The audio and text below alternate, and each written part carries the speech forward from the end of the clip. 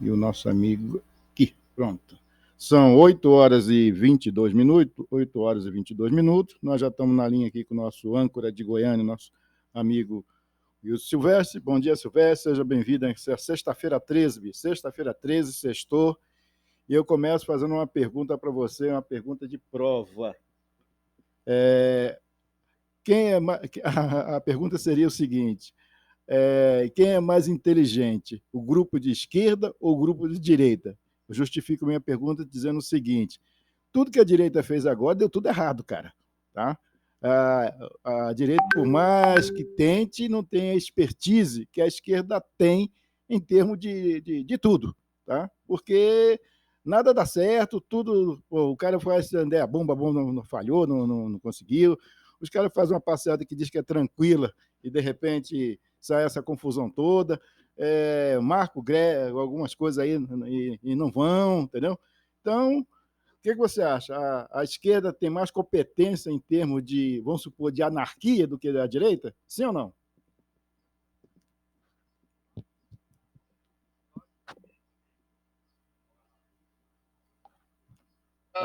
Desde a Revolução Bolchevique, ela tem fundamentos teóricos que a direita não tem. Às vezes o cara é de direita, mas ele não tem nenhum fundamento, tem inteligência, tem esperteza, mas não tem os fundamentos acadêmicos, teóricos, que permite você manipular corações e mentes. Isso, a esquerda é extremamente mais competente. Haja vista que toda a estrutura ideológica da esquerda é formada dentro de universidades, por intelectuais, gente muito mais preparada. A direita é mais ligada à truculência. Historicamente, ela foi sempre um braço armado, um braço de vigor físico, tanto é que alguns sociólogos dizem que o líder forte é o líder que é macho. Imbrochável. Imbrochável. O caso do Lula, por exemplo. O Lula, uma vez, no primeiro governo dele, ele estava saindo, fez uma daquelas festas lá na Granja do Thor, de festa junina. Aí ele saindo lá de madrugada, tinha bebido todas. Aí o repórter pergunta ele lá de plantão, e aí, o presidente bebeu muito? Bebi, assim, deu um tesão danado, eu acho que eu vou até dar uma. Isso para ele saiu normal, mas o Lula, o que ele mostrou? Ele mostrou ali uma origem simples. Você viu como é que é a pedagogia de esquerda? Aquilo foi, se fosse o Bolsonaro, seria um escândalo. Mas como foi o Lula, como ele chamou as ministras de grelo duro, desculpa a expressão, mas foi isso que ele disse, é público. Então, assim, foi uma coisa normal. Mas se fosse um outro da direita, seria um absurdo. Por que isso? Porque a pedagogia de esquerda, ela trabalha a narrativa a favor e contra. A narrativa que é a favor, e se alguém for usar, passa a ser contra. Ela demoniza aquilo que não é do interesse dela. Então, a direita não tem nunca essa expertise. Vai ser sempre... claro, tem gente inteligente, os teóricos, tudo. Mas desde a Segunda Guerra Mundial, que a pedagogia de esquerda vem trabalhando essa doutrinação na mente e corações das pessoas. Haja vista que um jornalista que escreve hoje qualquer coisa contra um ato da esquerda, ele é demonizado. Ele é demonizado pelos colegas, pela imprensa, ele é isolado. Se ele se manifestar de direita, eu vou dar um exemplo. A Jovem Pan, o que a Jovem Pan tem feito? Dentro da narrativa que estão contra a Jovem Pan e os jornalistas, Augusto Nunes, eles são extremistas de direita. Não, eles opinam aquilo que eles acham que deve. No entanto, nenhum jornalista pode se posicionar contra o que a esquerda está fazendo. Ou ele é antidemocrático, ou ele vai ser taxado. Então, o mundo está caminhando, de um modo geral, para isso. E a direita tenta reagir, só que a direita não tem esse controle da pedagogia de corações e mentes. É isso. Então, tudo que a direita for fazer vai dar errado, porque eles não têm fundamento teórico. E é um bando de besta aí. Esses caras não podem ser considerados de direita. Eles não são. Achar que o Bolsonaro pode ser um líder de direita, aí também é exagero, porque ele não tem fundamento teórico nenhum. O cara é mais grosso que papel de embrulhar prego. Então, como? Você, para liderar, você tem que entender o que está acontecendo à sua volta. Você não impõe valores, você conquista. A defesa dos seus valores é uma conquista, ela tem que ser transmitida, ela não pode ser impositiva. E, infelizmente, é isso. Então, está aí a sua resposta do meu entendimento. Bom, aí ainda, né, nesse mesmo campo, eu te pergunto o seguinte: desde 2018, o Bolsonaro ainda continua pautando o jornalismo brasileiro, a mídia brasileira? Não, ele é antítese da pauta. Ele se manter, ele é antítese da pauta. Tudo que ele... Como é que ele... O marketing é chamado marketing reverso. Ele falava uma bobagem, essa bobagem era criticada, mas implicitamente ele estava vendendo uma imagem de que ele era um homem popular que falava direto com as massas. Ele não falava para intelectuais, ele falava para as massas. E a imprensa dentro da sua formação de pedagogia da esquerda, tentava ridicularizar ele, mostrar ele, e mostrou ele um homem tosco em relação a um marco de civilidade, do mínimo de civilidade, porque muita gente que votou no Lula não votou porque gosta do Lula. Não. Haja vista que a sociedade está apoiando, não está apoiando o Lula, está apoiando... Não, está contra os atos, né? Está contra os atos. Né? Não é que a imagem do CPF do Lula não recomenda, o CPF do Lula não recomenda que ele seja endeusado. Não é isso. O que é um marco de civilidade. A civilização está visceralmente contra isso, que é um absurdo. Independe do que vai ser o PT, porque a condução do governo Lula vai depender dele, não vai depender dessa massa de 96 milhões de pessoas que nem votaram nele nem em Bolsonaro. Por aí você tira a ideia. Se 49, quase 50 votaram em Bolsonaro e 50 e poucos votaram no Lula, então vamos pôr 100. Esses dois extremos aí desses votos, de um e de outro, são 100 milhões. Mas 96 milhões, por exemplo, manifestou contra, embora votar no Lula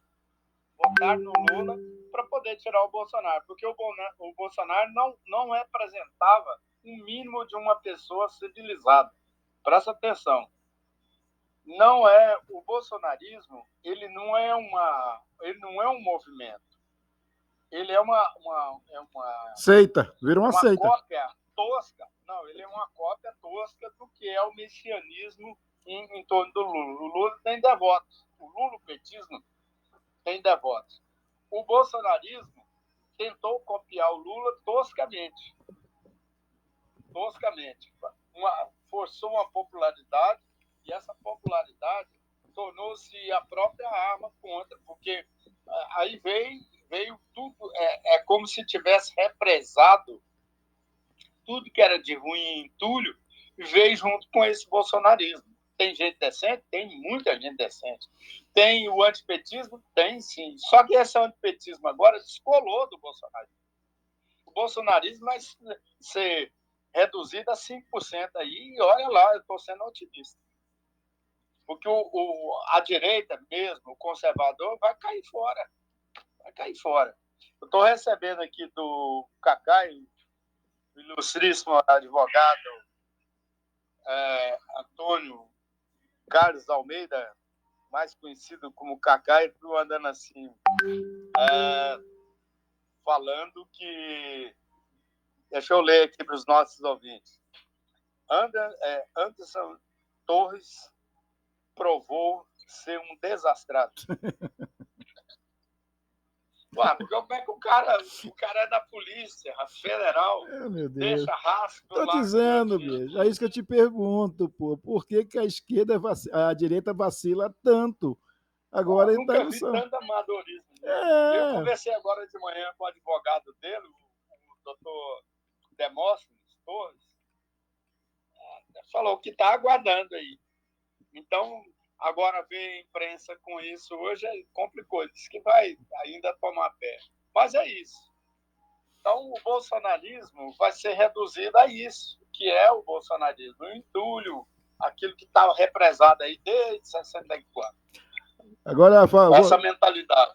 Falando Porque Anderson a Torres, direita civilizada não endossa isso. Haja vista que 90%, mais de 90% da população foi contra esses atos de vandalismo. Claro. Ou seja, o bolsonarismo vai ser reduzido aí a 5%. Com certeza. Bom, falando ainda em Anderson Torres, a preocupação agora é se ele vai fazer uma delação premiada, né? Porque coisas ele sabe, e o pessoal agora está com medo de, para ele salvar o pescoço, entregar a turma, né? Eu não acredito que ele tenha cometido aí que ele tenha cometido um crime, porque, veja bem, a condução desse negócio aí, já tem muito jurista, eu li ontem, eu fiquei até tarde vendo algumas coisas, tem jurista achando que uma coisa eles conseguiram, que o Lula chegou ao poder graças a uma ação do STF. Então, toda ação do STF agora, por mais justa, por mais interpretativa em cima da lei, da Constituição, ela está aparecendo para a sociedade como um movimento suspeito. Então, há uma preocupação dentro do Congresso hoje de achar um caminho para isso, porque a desmoralização da justiça é a pior coisa que tem. E dividir o país entre quem acredita na justiça e quem não acredita é muito ruim, porque se tem um poder que sustenta uma democracia, chama-se justiça. Bom, foi a primeira coisa que o Bolsonaro queria tirar, né? Atacar, que foi o primeiro ataque dele, foi o Supremo, né? Eu não, claro, mas digo, ele é culpado dessa reação.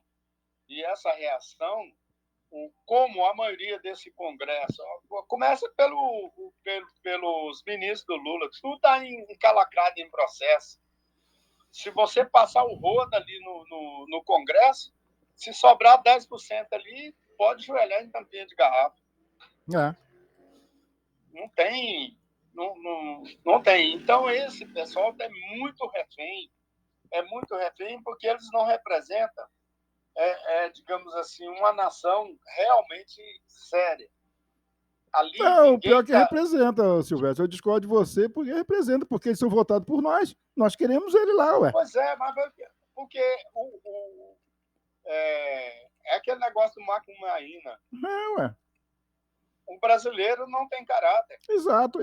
Então coloca o outro lá para representar ele, pô. Porque você tem uma escolha, você tem numa campanha eleitoral, você tem diversas pessoas, umas sérias, outras não tanto, outra pilantra, não sei. E a gente escolhe de pilantra, pô. Tá? A gente falou, vamos, depois de 2018, já vamos expurgar, vamos fazer uma limpa no Congresso Nacional, vamos tirar tudo quando vagabundo. Continua os mesmos, cara, entendeu? Todo mundo reeleito, uma boa, tá? E as pessoas sérias, né? A maioria das pessoas sérias não votam para a reeleição, não querem mais trabalhar em política. Quantas pessoas você conhece na tua vida pública aí que falou, não, chega, para mim parou, não dá, não é isso que eu quero para a minha vida mais. E noja da participação política, de ser político. Pô, será que você que conheceu tão bem o Serpentário, tá? A sacanagem, desculpa o termo, mas a sacanagem é tão violenta, tão mais do que a gente pensa, cara? De um modo geral, o que acontece no Congresso? O Congresso é o seguinte, tem uma meia dúzia que manda no Congresso. E todos os que são eleitos vão tudo bem intencionados. A primeira coisa que chega lá dentro, quando o cara vê aquela mordomia caindo tudo no colo dele, o poder que ele fica empoderado, o que faz? Esquece, pô. Essa meia dúzia copta esses caras. O regimento interno, por exemplo, tanto da Câmara como do Senado, é representado, não é representado pelos deputados, é representado pelos líderes e nem pelo senador. Se o senador é líder de um partido, ele decide se a maioria, se tem 5 pessoas, 3 falam não, vamos votar com o governo, e 2 não, aqueles 2 já eram. O líder faça falar pelos 5. Então, até o regimento interno favorece isso. O que acontece? O cara cai lá dentro. Eu já assessorei deputado. O cara chegou lá com toda boa intenção do planeta. 3 meses depois ele falou, não tem jeito, eu estou ficando isolado. Ué. Eu estou ficando isolado aqui dentro. Nem no cafezinho, né? Nem pro cafezinho é chamado, né? Não. Quando ele muito conseguia subir na tribuna, ele falava só para ele mesmo. Tinha 3 pessoas ouvindo e 2 delas eram assessores. Então, você vê, né? Então é isso. Aí qualquer projeto que ele apresentava chegava na Constituição e Justiça. Barrado. Não, isso aqui não. Fora, vetava. Então o cara apresentava 3, 4. Quando você acha que dos 503 deputados, todos apresentam o projeto, você acha quantos vão lá para a hora que vai para... Tudo bem, protocolei o projeto, não sei o quê. Quando chega lá na Comissão de Constituição e Justiça, o que acontece? Barrado tudo. Zero. Aí o cara passa 4 anos. Todo, 4 anos a gente comendo, né? Independente, baixar a voto. E quem disse que consegue? Então é isso. É isso, o brasileiro é isso. Eu concordo que realmente o Congresso é isso. Eu vou dar um exemplo para você. O que o Lira está interessado nesse momento? Na reeleição dele. Está interessado em ajudar o governo, ajudar o país? Não. Ou está interessado em ser reeleito? Reeleito, a sobrevivência dele. Claro. O que os republicanos que declarou a grosso, nós vamos ser oposição depois que o Lula foi eleito, oposição propositiva. O Max Pereira está negociando com o Lira a vice-presidência. Ele deve ser o candidato, pelo menos aí está encaminhando por conta da bancada, ele está negociando isso para ser o vice-presidente, mas primeiro ele teve que negociar com o PT. Ele vai apoiar, o republicano vai apoiar o governo Lula. Ele apoiou a PEC, né? Não iria. Ele apoiou a PEC. Não, isso é balela. O que eles estão negociando? Não, é o bem do país, não. Que é uma vaga do TCU, a próxima vaga. É isso que está sendo negociado com os líderes. É um balcão de negócio, como sempre, cara. É um balcão de negócio. Então, né? Não adianta, não adianta. Aí eu Você fico... fala, porque é o republicano, é evangélico. Que negócio de... Tudo um bando de picareta. Com todo respeito que eu tenho pela religião, mas... mas o utilizo da religião, poder, entendeu? Só querem poder. Utilizo da... se lixando com o negócio porque esses caras são preparados. Eu vou falar uma heresia aqui que vão jogar pedra pra caramba. Mas o conceito Deus criado, esse conceito, Deus, ele foi criado pela a junção da fé judaico-cristã, que deu origem às religiões. Elas todas foram construídas pelos homens. Claro, ué. Claro. Então... Mas aí que eu vejo o seguinte, cada um tem o seu Deus particular, entendeu? Cada religião tem um Deus do qual ele acredita daquele jeito. O meu Deus é mais poderoso que o teu. Como? Como? Se na fé cristã, né, Deus é um só. Então não tem esse lance do meu Deus ser mais poderoso que o seu, pô. Tá certo? Exato. Então, é isso. Entendeu? Bom, sigamos agora com as notícias de Goiás aqui. O que o Vilmazinho vai fazer troca de quê, rapaz? Por que não está gostando? Não. O secretariado está bem. Eu conversei com muita gente ontem. Ele vai trocar o secretariado por 2 motivos. Primeiro, ele precisa dar uma cara. Porque todo mundo, como ele era o vice do Mendanha, e o secretariado todo dele, que ele recebeu, é todo ligado ao Mendanha, obviamente, na cabeça da população, o Vilmazinho é é apenas um pau-mandato do Mendanha. Tá, vamos esclarecer que o Vilmazinho é o prefeito de Aparecida, né? Que ficou no lugar do Gustavo Mendanha. Do Mendanha, que renunciou para ser candidato ao governo. A gente saber o que está falando. Pô, mas ele levou quase um ano para tomar essa decisão, pô? Pois é, mas ele ele quer trocar o pessoal, porque esses 2 últimos anos ele tem que criar uma identidade própria para ir para a reeleição. Porque tem muita gente aí no calcanhar dele. Tem um presidente da Câmara de Vereadores, que é oposição aí do MDB, o André Fortaleza. Tem o deputado federal, que é ex-PSC, que agora é Próspera, houve a fusão dos partidos. O Grauchinho da Fox, Valdir, federal, que tem bala na agulha.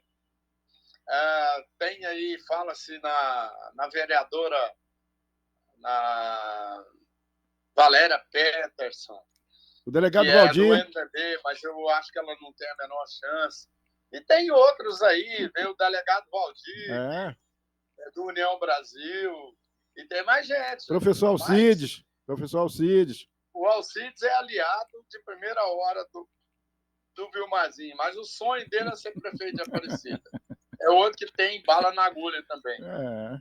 Então, é uma briga de cachorro grande. Vamos ver. E o Vilmazinho tem que se virar nos 30 aí.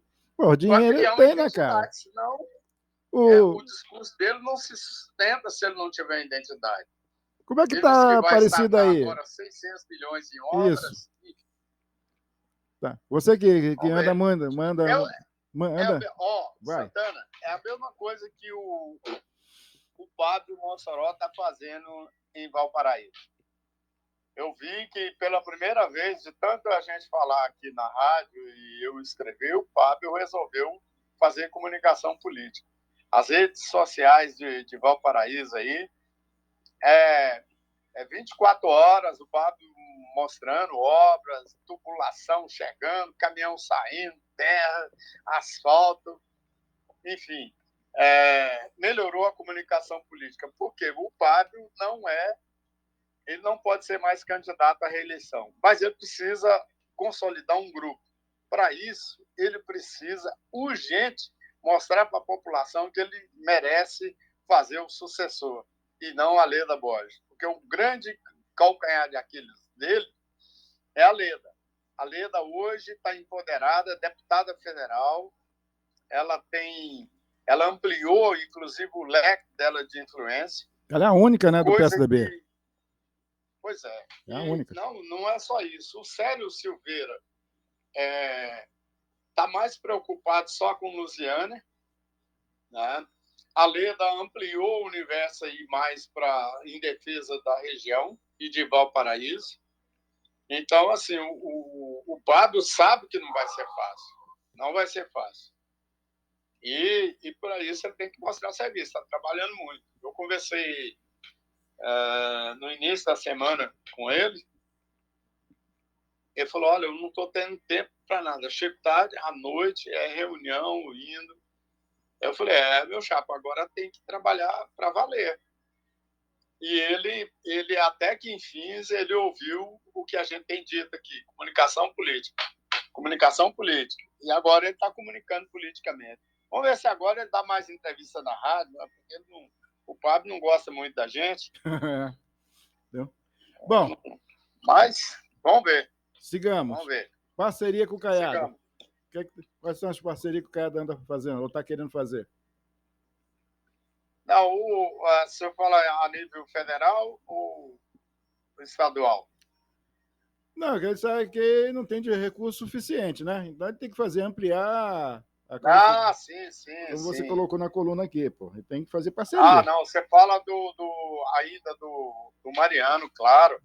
O Vilmar Mariano, para ele, digamos assim, para ele se fortalecer como um player político, ele precisa atacar duas coisas cruciais em Aparecida.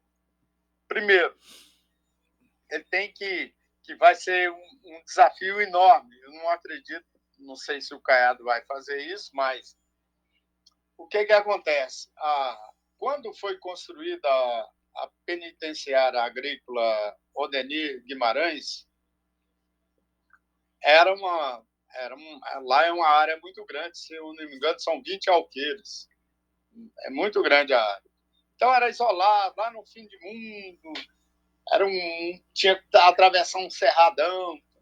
Hoje está tudo residência em volta. Empresas, mesmo não sendo distrito industrial, muitas empresas se instalaram lá. Então, a prefeitura de Aparecida está sendo pressionada por esses empresários e muita gente para avançar, porque dá um rebelião, dá qualquer coisa lá, monta polícia, fica trem doido, libera o pessoal para o chamado saidão, fica todo mundo se trancando lá dentro com medo. Então, existe, desde o governo Marconi Perillo, existe uma proposta, já tem uma área já destinada na fronteira ali de Hidrolândia com Aparecida, uma área mais distante entre das cidades, para ser instalado um novo complexo prisional. Digo complexo porque a cadeia a cadeia pública, por assim dizer, ela também, que é a CPP hoje foi ampliada, criou um anexo dentro da Odenir Guimarães, dentro da penitenciária. Então, eles vão mudar todo esse complexo e aquela área vai ser vendida para empresários. Porque a Aparecida, a vocação de Aparecida é ter um setor industrial muito forte, tipo Anápolis. Por quê? A tendência é que lá vai transformar num novo DAIA. Primeiro pela BR, que corta a cidade.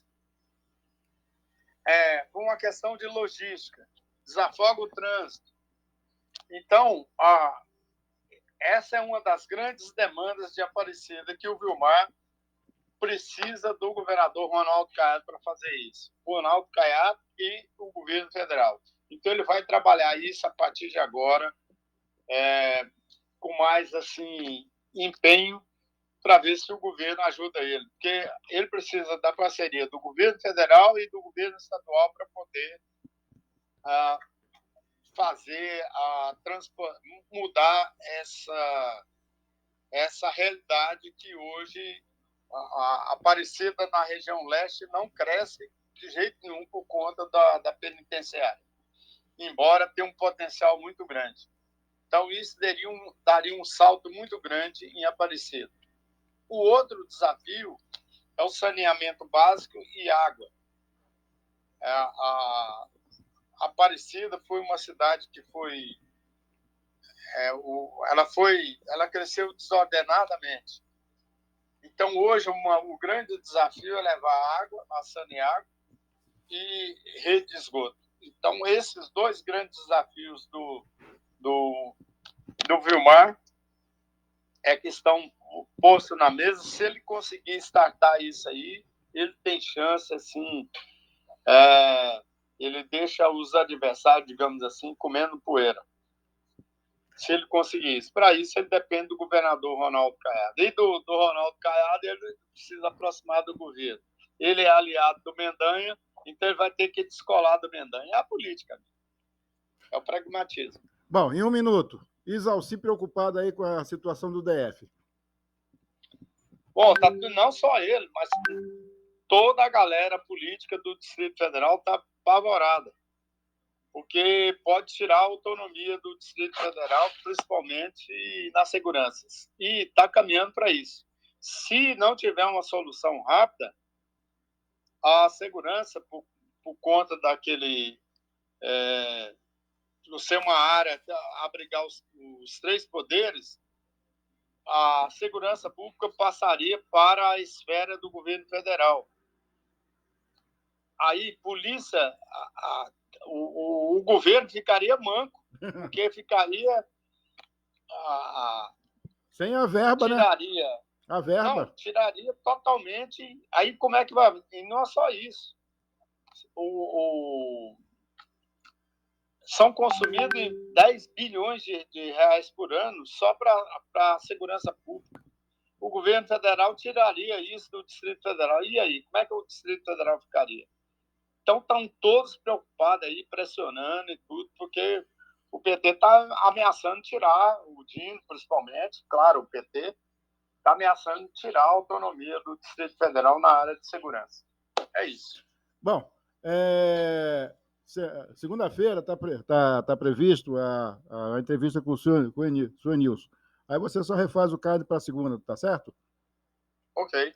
Então, combinado. Bom final de semana, um grande abraço, para você, para a Adriana aí, e até a segunda, se Deus quiser. Oi. Tchau, tchau. São 8h55, 8h55, e aqui agora a gente encerra a transmissão no Facebook. Encerramos aqui a transmissão pelo Facebook. Encerramos a transmissão aqui também pelo YouTube. Viu?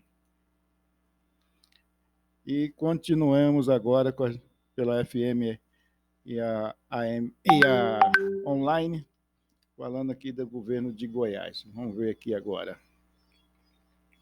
Vamos ver aqui as notícias de Goiás aqui rapidamente. São 8h55. Viu?